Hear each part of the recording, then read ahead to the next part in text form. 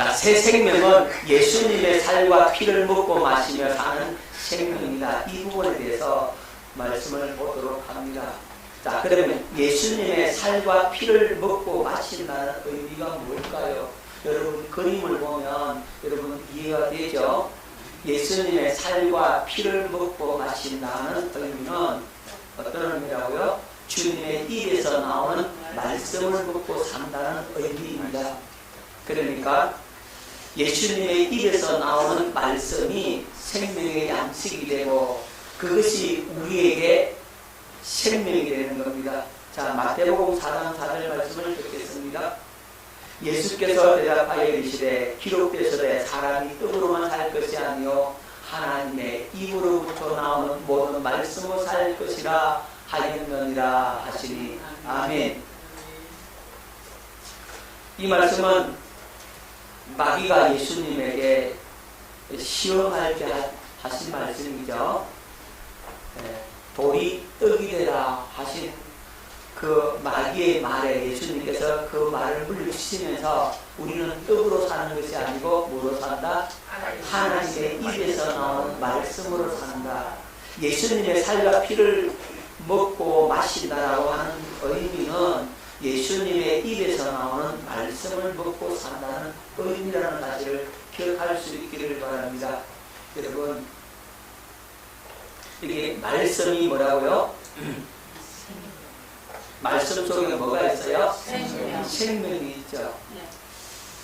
여러분, 예수님의 몸은, 예수님의 육신은, 예수님의 살과 피는 무엇으로 되어 있냐면 말씀으로 되어 있다고. 우리 사람은 흙이 육신이 됐잖아요. 그렇죠? 우리 사람은 흙이 육신이 되었어요. 그런데 예수님 육신은 말씀이 육신이 되었어요. 말씀이 육신이 되어 우리 가운데 거하심에 우리가 그 영광을 보니 아버지의 독생자의 영광이요 은혜와 진리가 충만하다고 그랬잖아요. 그러니까 예수님의 육신은 말씀이 육신이 되신 분이에요. 그러니까 이 예수님의 육신은 뭐라고요? 말씀이란 말이에요. 예수님의 살과 피가 뭐라고요? 예수님의 말씀이라는 거죠. 자, 여러분, 이 피 속에 뭐가 있어요? 생명이 있죠. 그죠? 그럼 예수님의 피 속에 뭐가 들어있습니까? 예수님의 피 속에는 예수님의 생명이 들어있겠죠. 그러면 예수님의 살과 피를 먹는다라고 하는 의미는 예수님의 입에서 나오는 그 살아계신 말씀을 먹고 산다. 이 의미가 있는 겁니다. 그래서 우리는 예수님의 입에서 나오는 이 말씀을 먹어야 예수님의 생명을 유지할 수가 있는 겁니다. 여러분, 사람이 밥 안 먹으면 어떻게 돼요? 예, 죽죠, 그렇죠? 밥 안 먹으면 죽어요. 음식을 먹지 않으면 죽어요. 영의 생명도 마찬가지입니다. 영적인 양식이 뭐예요? 그렇죠. 말씀이죠. 예수님의 살과 피라는 말입니다. 그래서 예수님께서 뭐라고 말씀하셨어요? 내 살을 받아 먹으라. 내 피를 받아 마시라. 내 살과 내 피를 받아 먹고 마셔야만이 생명이 있다고 그랬어요. 내 살은 생명의 떡이라고 말씀하고 있죠. 참된 양식이요 참된 음료로다 이렇게 말씀하고 있죠. 그러니까 예수님의 살과 피를 먹고 마시는 생명이 우리가 가진 새 생명인 겁니다. 할렐루야. 그러니까 우리가 가진 새 생명은 예수님의 살과 피를 먹고 마시며 사는 생명이라고. 그래서 여러분들이 이 예수님의 이 말씀, 예수님의 입에서 나오는 말씀, 성령으로 깨닫게 함으로 들려주는 그 말씀이 여러분의 영혼에 들려오면 여러분의 영혼이 살게 된단 말입니다. 생명이 풍성하게 된다고. 막 기쁨이 있고 그 말씀이 여러분들에게 실제가 돼서 막 이루어지는 역사가 일어난다고. 말씀을 받아 먹으면 그 말씀이 힘이 되고 능력이 되고 그 말씀을 내가 선포할 때 그 말씀들을 이루어지는 역사가 현장에서 나타나게 되는 것입니다. 하나님의 말씀이 그런 능력이 있어요. 아멘. 그런 생명이 있다고. 그래서 주님의 입에서 나는 이 말씀을 먹고 우리가 살아야 합니다. 말씀 속에 생명이 있는 겁니다.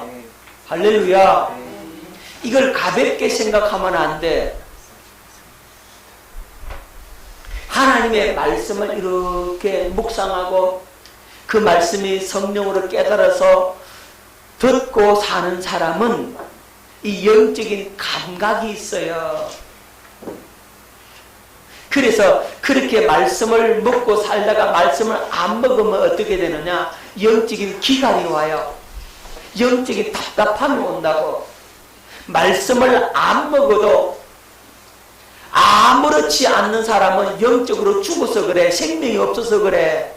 영적으로 생명이 있는 사람은 말씀을 먹지 않으면 뭐가 찾아온다고? 기갈이 온다. 영적인 기갈이 온다. 갈급함이 일어난다고. 답답하다고요. 그 답답함도 못 느끼면 이건 중병 걸린 거예요. 어떤 병이요? 중병. 그 중병 중에서 어떤 병이라고요? 감각 없는 병? 그렇죠. 나병이라는 말이죠. 영적 나병이 걸린 사람은 감각이 없어요. 죽는지 사는지 몰라. 자, 그런 사람들은 죽는 말씀인지 살리는 말씀인지 알아요? 몰라요? 몰라요. 모르기 때문에 그게 끌려간다고. 생명이 있는 사람은, 예수 생명을 가지고 그 주님의 살과 피를 먹고 마시는 사람은 딱 말씀을 들어보면 아, 저건 아니다. 저건 복음이 아니야. 이건 복음이야. 이것이 정확하게 분별되어진단 말이야. 그리고 이 복음의 말씀이 나를 살리는 것이고 이 율법의 메시지는 우리를 살리는 것이 아니라 죽이는구나 하는 사실을 알게 된단 말이에요. 뭐가 있어야? 영적인 감각이 있어야 돼요. 여러분이 영적인 감각이 있다는 말은 예수님의 생명을 가지고 살아있기 때문에 그렇다고. 예수님의 생명을 가지고 살아있지 못한 사람은, 영적으로 죽은 사람은, 또 살아있다 할지라도 영적인 나병에 걸린 사람은 감각이 없어요. 죽는지 사는지 모른단 말이에요.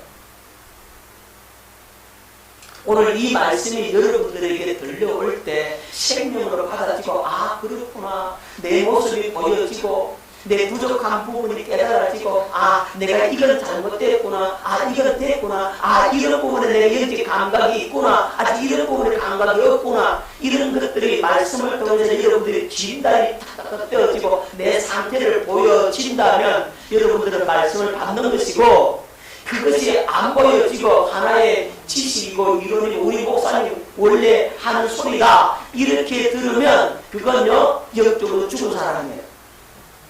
무슨 말인지 아시겠어요? 영적으로 살아있는 사람은 이 말씀을 생명으로 들려진다고.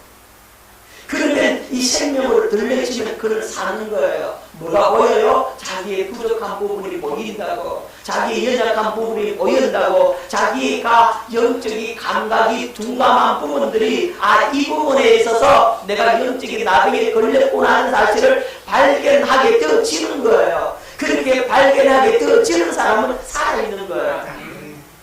이것도 저것도 없고 그냥 시간만 때우고 그냥 교회 마당만 밟고 가는 사람은 영적이 죽은 사람이에요. 깨달을 수 있기를 바랍니다. 그래서 저와 여러분들은 생명 있는 사람, 다 살아있는 사람, 예수 새 생명을 가진 사람, 할렐루야. 우리 동네는 다 그런 사람뿐이야. 저 너무 동네는 모르겠어요. 우리 동네는 없어요. 아멘. 한번 따라합시다. 우리 동네는 다 살아있는 사람이다. 우리 동네는 다 살아있는 사람이다. 아멘. 아멘. 아멘. 너무 동네는 모르겠어요. 자, 오늘 이 말씀을 듣고 말씀이 생명이라 깨달아지는 겁니다. 자, 그 말씀하시는 주님은 어디 계십니까? 그렇죠. 내 안에 계십니다. 여러분 안에 주님이 계신다 이 말이에요. 여러분 안에서 주님이 여러분들에게 말씀하시고 가르치신다고. 여러분들에게 가르쳐주는 그 말씀 받아먹고, 다시 말하면 예수님의 살과 피를 받아먹고 여러분들이 살게 되는 겁니다. 자, 요한복음 14장 17절 말씀을 듣겠습니다. 그는 진리의 영이라 세상은 능히 그를 받지 못하나니 이는 그를 보지도 못하고 알지도 못함이라. 그러나 너희는 그를 아나니 그는 너희와 함께 거하시며 또 너희 속에 계시겠습니다. 어디에? 너희 속에, 내 안에 계시겠습니다. 주님께서 내 안에 계신다라고 하는 절대적 확신을 가지고 사시기 바랍니다. 많은 사람들이요, 주님이 내 안에 거하신다라고 하는 이 의식을 안 하고 살아요. 그래서 물어봅니다. 예수님 어디 계세요? 그러면 예수님 안 계신 곳이 없죠. 다 있죠. 어디 있냐? 나와 함께 하시고요. 있죠. 이렇게 얘기한다니까. 그런 사람은 뭘 의식 안 하고 산다? 주님께서 내 안에 거하셔서 내 안에서 말씀하시고 가르치시고 함께 하신다라고 하는 의식 자체가 없는 거예요. 이게 문제인 겁니다. 주님께서 여러분과 함께 하실 뿐만 아니라 여러분 안에 내주하신다는 의식을 가지시고, 주님은 내 안에서 나와 함께 하시고 나에게 뭐 하신다고 말씀하시고 가르치신다라고 하는 이 의식을 가지고 살 수 있기를 바랍니다. 그래 살아있는 거예요. 내 안에 계신 주님께 여러분들의 마음이 가 있어야 돼요. 여러분, 전에도 말씀드렸지만 마음이 주님께 가 있다고 하는 이 부분에 대해서 좀 더 구체적으로 여러분 피부에 와닿게끔 여러분들이 이해를 해야 돼요. 자, 젊은 부모님이 5살, 6살, 7살짜리 아이 셋을 데리고 이제 바깥에 나들이를 나갔단 말입니다. 캠핑장에 가서 캠핑장에 그 시내가 있어. 그리고 엄마는 뭘 하느냐? 엄마는 열심히 아이를 주려고 맛있는 요리를 준비하고 있어. 아이들은 이제 구명보트를 입혀가지고 물가에 가서 놀라 하고 나왔단 말입니다. 그 아이들에게 구명조끼를 입혀서 이제 거기서 놀게 하는데, 어머니가 이 엄마가 요리를 하면서 마음은 다 어디가 있어요? 아이한테 가 있다니까요. 아참에 달려가려고, 뭔가 조그만 이상한 기능 보이면 달려가려고. 요리는 내가 하고 있어요. 하지만 마음은, 그리고 힐끗해진 눈은 어디를 쳐다보겠습니까? 아이한테. 마음이 어디가 있다고? 불이하게 안 있어요. 그 아이를 물가에 둔 엄마의 마음이 아이한테 여참에 달려가고 딱 준비되어 있다고. 할렐루야. 마음이 어디가 있다고? 우리의 마음이 어디 가 있어야 된다고? 그렇게 주님께 가 있어야 된다고. 깨달아집니까? 우리 마음이 주님께 가 있어야 되는데 마음이 주님께 안 가 있다고. 어디 가 있느냐 하면 내 일하는 데 가 있고, 내 세상에 뭘 먹을까, 뭘 마실까, 뭘 입을까, 내 이 문제, 내 발등에 떨어진 불, 내가 지금 시급하게 해결해야 할 그 문제 가운데 내 생각과 마음이 가 있지, 우리의 마음이 주님께 안 가 있다 이 말이에요. 자, 주님께 그렇게 마음이 가 있어야 그런 누구 생명으로 사는 사람이라? 예수 생명으로 사는 사람이란 말이죠. 새 생명을 가지고 사는 사람인 거예요. 근데 그것이 이루어져야 되는데 이게 잘 안 된다고. 뭐가 찾아와요? 걱정이 찾아오고, 염려가 찾아오고, 두려움이 찾아오고, 그죠? 누가 한 소리 하면 내가 두렵기 때문에 화를 내고 짜증을 내고 원망 불평이 막 나온다 이 말이죠. 그러다 보니까 주님은 없어. 주님은 어디 간지 없고 누구만 남아? 내 의, 내 결기, 내 분노, 내 문제만 남아가지고 그것이 뒤죽박죽 섞여가지고 있다 이 말입니다. 일을 할 때도 주님 주님, 내가 힘이 없어요. 내가 지혜가 없어요. 나는 이걸 잘 할 수가 없어요. 주님의 지혜로 이 일을 할 수 있게 해주시옵소서. 주님과 함께 그 일을 하면 될 터인데, 주님과 함께 그 일을 하는 게 아니요. 주님은 어디 가는지 없고 내 혼자 내가 주인에서 해버린다니까. 의식 자체가 주님을 의식하는 이 훈련이 안 돼 있다 이 말이에요. 누구 생명으로 살아요? 예. 이 육신의 생각과 마음, 육신의 생각 갖고 내 마음대로 내가 주인에서 살아버리는 결과라 이 말입니다. 그래서 이 부분을 조심해요. 주님이 내 안에 계셔. 아멘. 나와 함께 계셔. 아멘. 나에게 말씀하시고 가르치시고 나를 이끄신다 이 말입니다. 그분과 함께 걸을 수 있기를 바랍니다. 이 의식이 자꾸만 훈련되어져야 돼. 연습되어져야 됩니다. 그 연습하는 게 어떻게 연습해야 되느냐? 구체적으로 여러분 발걸음 한 걸음 옮기시면서 예수 내 구주 이렇게 대내이라 이 말입니다. 계단을 올라갈 때 한 발 할 때 예수 다음에 내 구주 그렇게 보라 이 말입니다. 자, 그렇게 의식하는 훈련이 처음에는 어렵지만 자꾸 하는 거예요. 아멘. 훈련도 안 하고 목사님 안 됩니다. 이러지 마시고 그 훈련 될 수 있도록 제가 말씀을 지금 가르쳐 드리잖아요.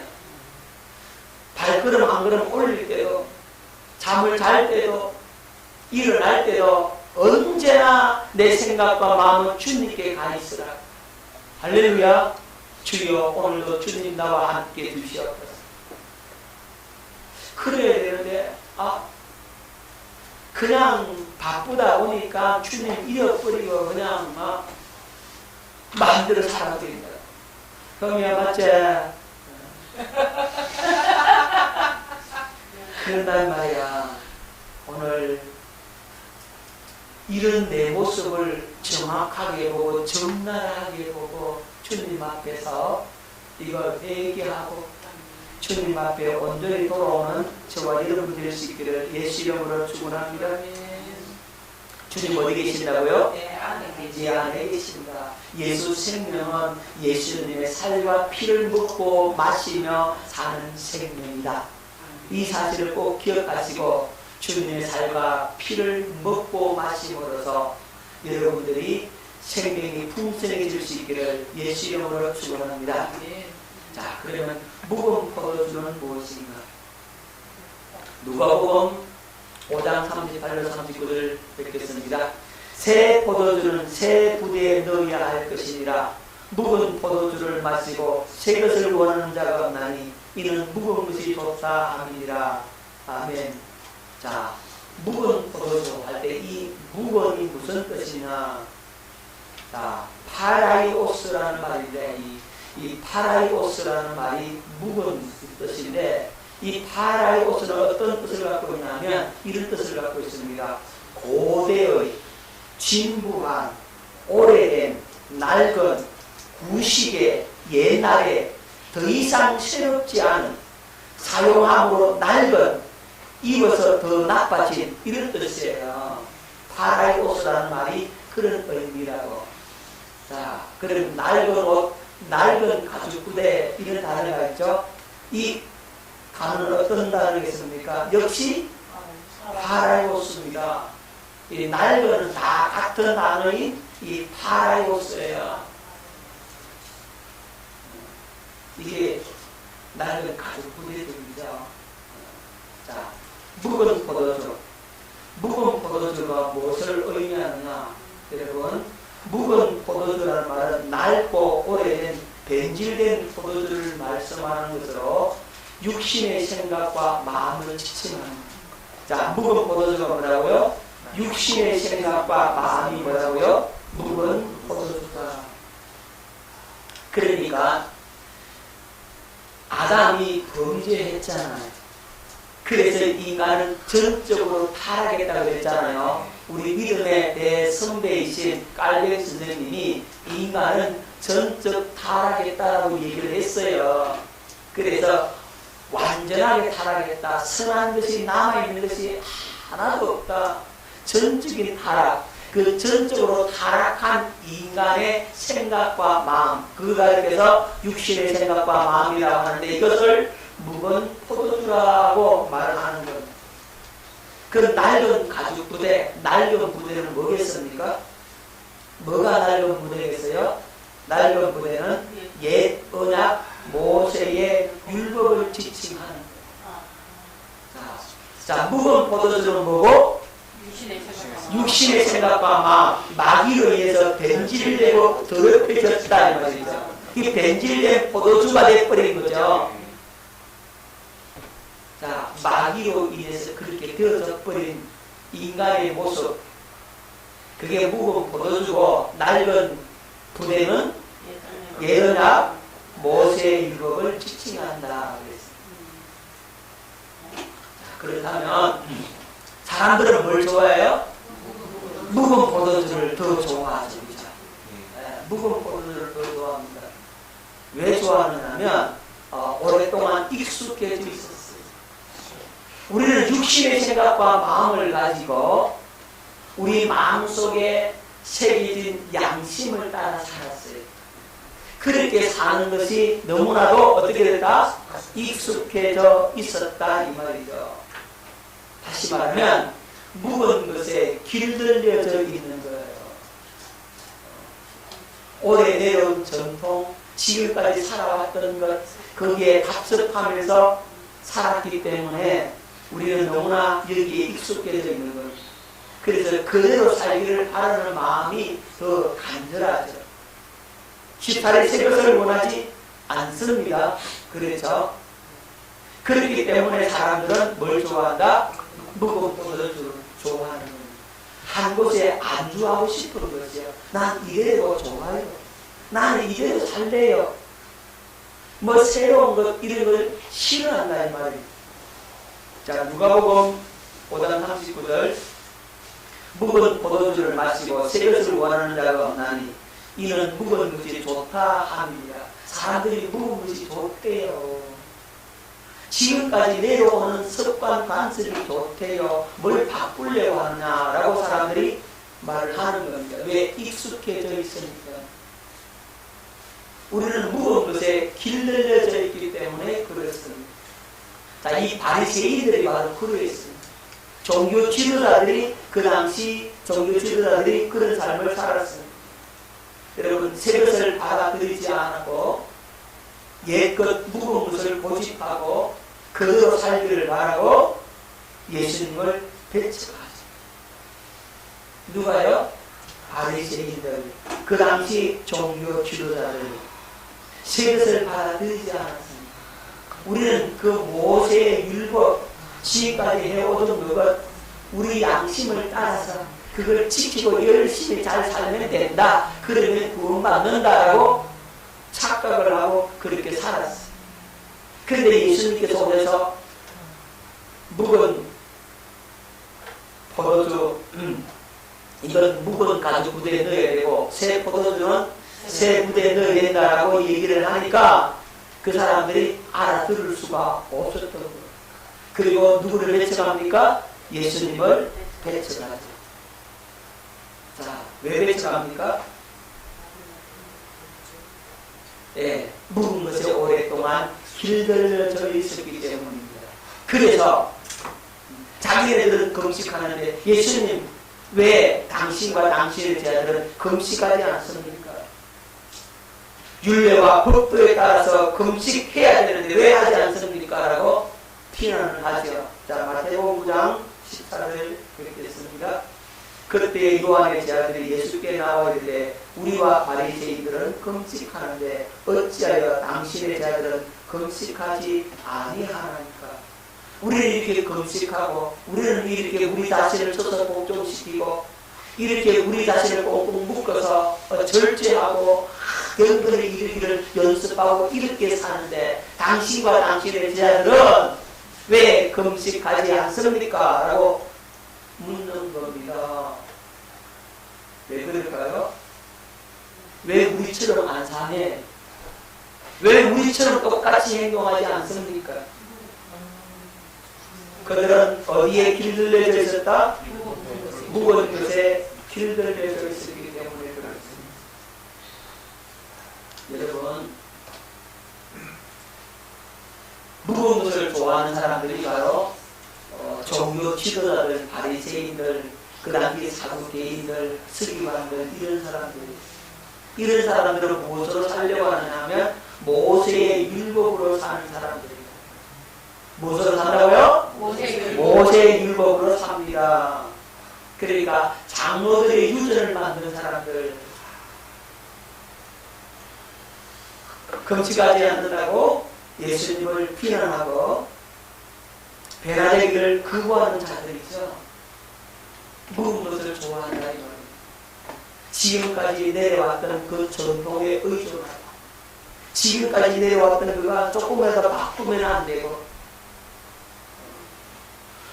지금까지 내려왔던 그걸 더 세분화해서 나눠가지고 더 그것을 고집하고 그것을 더 잘 지켜야 된다고 얘기하는 사람들, 장로들의 유전을 하나님의 말씀보다 더 위에 두고 형식과 절차와 그 치례로 사는 사람들, 그런 사람들은 뭘 좋아한다? 무거운 것을 좋아한다 이 말이에요. 여러분, 그래서 이런 사람들은 육신의 생각과 마음으로 율법의 말씀을 듣고 살려고 합니다. 무엇을 듣는다고요? 육신의 생각과 마음으로 율법의 말씀을 듣고 살려고 합니다. 이게 더 좋고 더 맛있고 더 달콤하다고 하는 겁니다. 사실 그래요 여러분. 율법의 메시지가 더 달콤하다니까, 더 맛있다니까, 더 익숙해, 더 듣기 좋다니까, 더 감동적이라고. 얼마나 감동적인지 몰라. 그 피나는 노력, 그저 피나는 불굴의 의지, 그 어려운 환경 속에서 그걸 자기를 써서 자기는 믿음으로 이겨냈다고 노력하고 예수고 울부짖어서 기도하고 그리고 금식하고 자기를 똘똘 뭉쳐가지고 내가 이러면 안 되지 결심하고 결단하고 썩백에서 붙여놓고 하루에 수없이 그것을 대내면서 내가 이렇게 이겨왔습니다 라고 하는 그런 감정들을 들으면 이야 대단하다, 감동적이네. 어떻게 그렇게 살 수 있었어요? 사람들이 종교의 눈으로 바라보잖아. 더 맛있어요 그게. 듣기 좋다니까. 더 감각적이고요, 더 현실적이고요, 더 감동적이에요. 그죠? 더 쉽죠? 더 피부에 와 닿아요. 그죠? 여러분, 그래서 그렇게 전하면 많이 모여요. 사람들이 많이 모이니까 그렇게 율법적인 메시지를 들으면 그건 멸망의 문으로 가는 거예요. 심판의 문입니다. 넓은 문입니다. 그런데 사람들이 많이 모인다니까요. 왜? 감각적이거든요. 어떤 사람이 자기의 어떤 기도 제목, 자기의 목표를 이루기 위해서 목표를 벽에서 붙여놨대. 그 목표가 뭐냐? 오늘 내 자동차를 갖는 거다. 그리고 자동차 사진을 갖다가 찍어가지고 붙여놔놓고 그 밑에다가 붙여놓는 겁니다. 입을 넓게 크게 열어라. 그러면서 자동차는 올 것이다. 내가 너를 축복합니다. 자동차는 올지어다. 그렇게 하루에 10번씩 외치면 그 얼마 안 가서 그 자동차가 온다는 거, 된다는 거. 자, 그렇게 말씀을 가르치는 사람들이 뭐 그렇다고 된다고 그게? 우와, 난 해봐야지. 그럴 거 아니겠습니까? 다 한다고. 그렇게 해서 될 수도 있지만 안 될 수도 있어요. 그죠? 그러니까 되는 사람이 내 그렇게 됐어요. 이렇게 자랑한다고요? 그렇게 말한다고요? 그렇게 또 간증을 해요? 그러면 그 간증을 듣는 사람은 또 어떻게 합니까? 또 이야 나도 되거든. 얼마나 더 맛있어요. 그죠? 근데 복음을 맺으시면 그래가 안 돼. 너 주님의 마음, 그리스도의 마음을 가져야 돼. 네가 죽어야 돼. 버려야 돼. 비워야 돼. 아 이렇게 말씀합니까? 그건 듣기 싫다 이 말이죠. 그건 아이고 힘들다 이 말이죠. 복음의 약속을 믿으면 그 믿음으로 말미암아 하나님이 그 말씀대로 우리에게 이루어진다라고 메시지를 전해야 되는데 그게 복음의 메시지인데 율법의 메시지는 그렇다니까요. 그런데 그렇게 하면 많이 모인다니까. 또 역사가 일어난다고 믿고 또 그렇게 되어지는 부분도 있거든요. 여러분 우리는 그렇게 가면 망합니다. 그건 넓은 문이에요. 멸망의 문이라고, 심판의 문이라고. 그건 포도주란 말입니다. 그건. 여러분 그런 금식할 때가 언제 금식해야 됩니까? 마가복음 2장 19절 20절 읽겠습니다. 예수께서 그들에게 이르시되 본인 집 손님들이 신랑과 함께 있을 때 금식할 수 있느냐? 신랑과 함께 있을 동안에는 금식할 수 없느니라. 그러나 신랑을 뺏길 날이 이르니 그날에는 금식할 것입니다. 자, 금식해야 될 때 참고로 한번 짚고 넘어가 줍시다. 아까 금식에 대해서 나왔으니까 언제 금식해야 되나? 신랑이 오지 않았을 때, 신랑을 잃어버렸을 때 뭐라 그랬습니까? 금식하라고 그랬잖아요. 신랑이 오지 않았을 때는 금식하는 거예요. 여러분 그래서 그리스도 오시기 전에는 율법으로 오실 그리스도를 열심히 기다렸습니다. 그래서 금식해야 돼요. 우리 주님 빨리 오셔야 되는데 미역기사님 누가 빨리 오셔야 된다고요? 주님 빨리 오시기를 그렇게 뭐 하면서 기도한다? 금식하면서 기도해야 한다고. 아멘. 자, 그리고 신랑 왔을 때는요 금식하지 말라 이랬잖아요. 자, 그리스도께서 오셨는데도 불구하고 육신의 생각과 마음으로 율법을 가지고 산다면 그처럼 어리석은 사람이 없는 겁니다. 이제 신랑으로 오신 그리스도로 우리는 살게 되는 거죠. 신랑과 결혼했는데, 남편과 결혼했는데 그 남편이 집에 와서 돈도 벌어다 주고 이런저런 다 일을 다 해주는데, 그러면 신랑과 함께 신랑으로 살아야 되는데 신랑이 집에 와서 있는데도 불구하고 신랑 안 쳐다보고 그냥 금식하고 그렇게 살면 되겠습니까? 그건 아니라는 거. 언제 금식하라고요? 신랑을 빼앗겼을 때 뭐하라고요? 금식하라. 이렇게 말씀을 하고 있는 거예요. 여러분 언제 금식해야 되느냐 하면 주님의 살아계신 임재를 잃어버렸을 때, 그분과 친밀한 교제를 잃어버렸을 때, 그분과 나와의 깊은 영적인 그 교제 속에 들어가지 못하고 사는 자신의 모습을 발견할 그때 금식을 했으라도 그거 다시금 회복하라는 말이에요. 아멘. 여러분 기억하십시오. 살아계신 주님의 임재를 잃어버렸을 그때, 주님과 나와의 친밀함을 잃어버렸을 그때, 영적인 감각을 잃어버리고 내 육신의 생각과 마음과 욕심을 가지고 사는 내 자신의 모습이 보일 때, 그때 뭐 해야 된다고? 금식을 했으라도 주님과의 관계를 회복하라는 말이다. 신랑을 다시 찾으라는 말이다. 그때 금식하는 겁니다. 자, 그렇다면 이 새 포도주를 낡은 가죽 부대에 넣으면 어떻게 되는가? 예? 자, 요 부분은 다음 시간에 하도록 하겠습니다. 중요한 부분인데, 새 포도주는 새 부대에 넣으라 그랬잖아요. 이제 새 포도주를 그런데 낡은 가죽 부대에 넣으면 어떻게 되는가? 둘 다 터지겠죠. 그 의미가 뭔지는 우리 다음 시간에 자세하게 살펴보도록 하겠습니다. 기도하겠습니다.